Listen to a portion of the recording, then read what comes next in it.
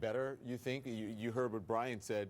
She sort of knows about the issues that the Trump supporter, the Trump voter, more than he does.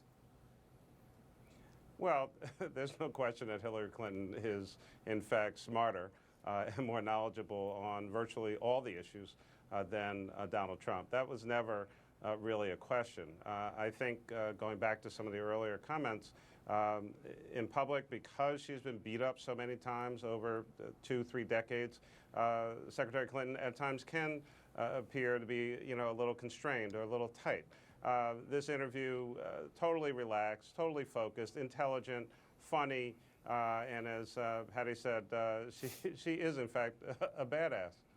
Okay, Alice, when Christiane did ask her about losing the election, she said that I take full responsibility, absolute responsibility. I was a candidate. I was a person who was on the ballot, and quote, I can't be anything other than who I am. But do you think that she recognizes that that's why she lost? Absolutely not. I think why she lost? I think it was very wise to come out in the first big interview in front of a very friendly audience like that. It was wise. She seemed very comfortable. But look, the Queen of Denial routine is not going to be helpful to her or the party. For her to blame it today on misogyny and Russia, and as well as the leaks and James Comey, that completely is absent of reality of what happened. It is Wisconsin and Michigan and her inability to connect with working class Americans. And if she's going to continue to deny that and the party, then they're not going to be helpful. It's not going to be beneficial to them in 2018 or 2020. Andre, do you think Don, she she sees didn't deny it. She didn't deny it, but she is saying, but she did not, but she is saying that those things happened. But the reality of it, if there wasn't a server, there might not be an FBI investigation in the first place. So I understand, I understand Alice's point. I understand everyone's point. She didn't quite deny it, but still, she said there were other factors besides her own, ability or inability as a candidate. What did you think? What did you think, Andre? Look, there's no mistake. She loves and cares about this country. She's very well spoken. She's a lifelong public servant. She's a fighter. She's tough. Look, I admire her, even though I don't agree with her on a lot of issues.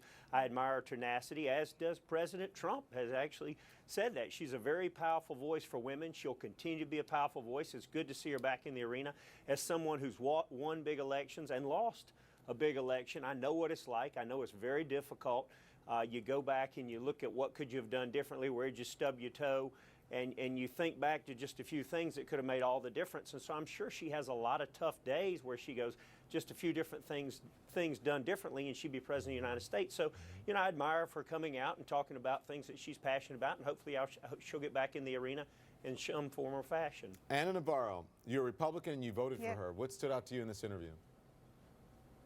I thought it was Hillary Clinton setting herself up for the final chapter, for the next chapter. This is a woman that when she gets beat down, we saw her beat down in the White House. She had very difficult times as a wife in the White House. She got herself up and she became senator. We saw her lose in 2008. She got herself up and she went and was Secretary of State.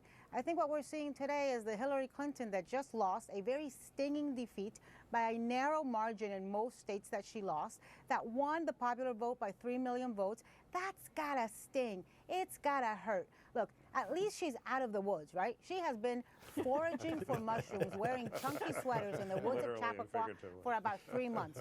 You are seeing Hillary Clinton come out of the fog, and she's setting herself up to be part of the resistance, to be an activist, so what's the to next be an chapter? active Is it voice. just She activism? wasn't Is it speaking just to resistance? Republicans. She was speaking to the Democrats that are going to be buying her book, that are going to be hiring her to give speeches, that are going to be part of the resistance. She was setting herself up as a leader and as a vocal spokesperson for that resistance. So if what you wanted to see was her be introspective and flagellate herself, she did that in the woods already. So what's the final chapter then? Is she just part of the resistance and just part of, maybe someone who is an elder statesman, so to speak, in the Democratic Party, or is she setting herself up for another run for something, whatever it is, or public office of some type, or public service?